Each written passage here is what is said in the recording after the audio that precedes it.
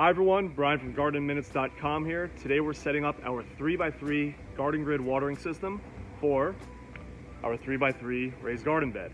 So 3x3 garden grid comes in two sections plus a water feed tube. And all you need to do is take the open tubes of the one section and push and wiggle them onto the brown fittings of the other section like so.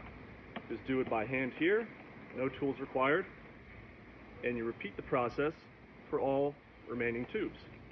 And every single garden grid arrives like this and assembles in the same way. And there you have it. 3x3 is set up. Now we just need to add the water feed tube. Water feed tube goes on the exact same way. You push and wiggle it on to the brown fitting.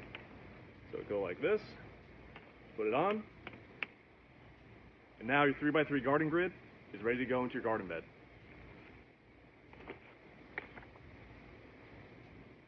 The last step, of course, is now connect our garden hose and plant our plants.